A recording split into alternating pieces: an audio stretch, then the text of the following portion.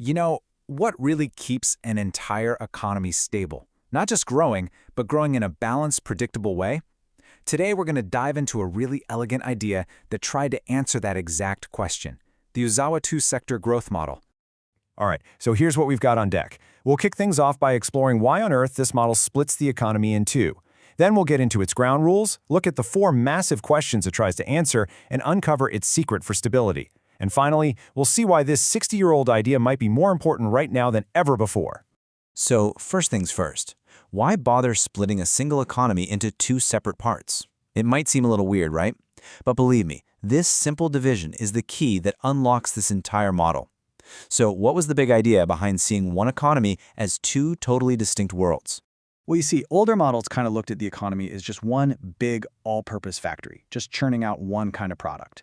But Uzawa's genius was to see it as two separate, specialized factories. One factory is busy making all the stuff we use and enjoy every day. The other one, it's making the tools and machines needed to produce even more stuff down the road. Let's make this super simple. Just imagine one factory only makes 10 doors. That's our investment sector, creating all the capital and machinery. And the other factory, it only makes roti. That's our consumption sector, giving us the goods we actually use. See, you need the 10 doors to make more roti. Uzawa basically said that the health of the entire economy hangs on the delicate balance between these two. Okay, so before we see how this all plays out, we've got to understand the basic rules of the game. Every economic model has to simplify the world a bit to make sense of it, and Uzawa was no different. These are the foundational conditions he set up for his economic universe.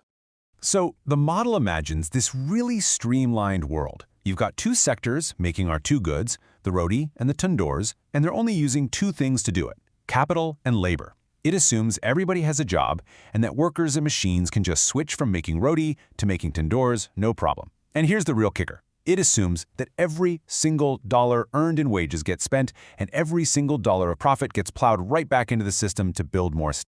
So working within this neat little world he created, Uzawa asked for absolutely massive questions about how this two-sector economy would actually behave. And these questions, they get right to the very heart of economic stability. First off, can the economy even find a state of balance at any given moment? Second, if it can, is there only one specific way to get there? Third, looking into the future, is there a single unique road the economy can take to grow smoothly? And finally, the biggest question of all, is this whole system actually stable in the long run? Or is it just destined to fly off the rails? So how in the world did Uzawa figure out the answers to these incredibly huge questions? Well, he didn't just guess. He built a complete mathematical framework to model the entire system and just see where it would go. Okay, don't let these equations intimidate you. Seriously, just think of this as the model's engine, humming away in the background. We're not going to pop the hood and take it apart piece by piece.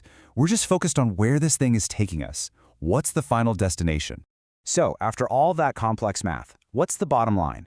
Did Uzawa actually find a clear, simple answer to his four giant questions about economic stability? You bet he did, and it all comes down to one single powerful condition. For the whole economy to be stable, the consumption sector, that's our roti factory, has to be more capital-intensive than our investment sector, the tandoor factory. So what does that actually mean in plain English? It means that for an economy to be stable, you have to use more machinery and equipment for each worker to make your everyday stuff than you use to make the machines themselves. As long as it takes more capital to bake the roti than it does to build the tandoor, the economy holds its balance. And if that one simple condition is met, the answer to all four of Uzawa's questions is a massive yes.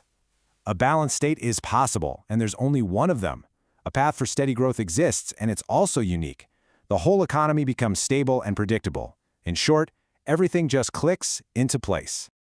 Okay, so this is all really fascinating theory, but let's be real. What can a model from the 1960s really teach us today? Why should we care about this idea of two simple sectors? Because this model showed us something profound. An economy of stability isn't just about how much it produces. It's about the relationship between what it produces. The actual structure, that dance between the roti and tandoor factories, is the critical ingredient for long-term stability. It's not just about size, it's about shape. For the very first time, this model laid out the specific, concrete requirements for a complex economy to achieve that stable growth. It took the conversation from just vague ideas about balance to a clear, testable blueprint for keeping an economy on a steady path. And that brings us right here to today. If an economy's internal structure is the absolute key to its stability, what happens when brand new sectors just pop up and change everything? I mean, think about the digital economy. Is it making roadie or is it making tin doors? Is a software company a consumption good or a capital good? It's not so clear anymore, is it? The rise of these new sectors is fundamentally changing our economic structure, and Uzawa's model forces us to ask a really tough question. Is our new economy actually built for stability? And that's what makes this 60-year-old idea so incredibly relevant right now.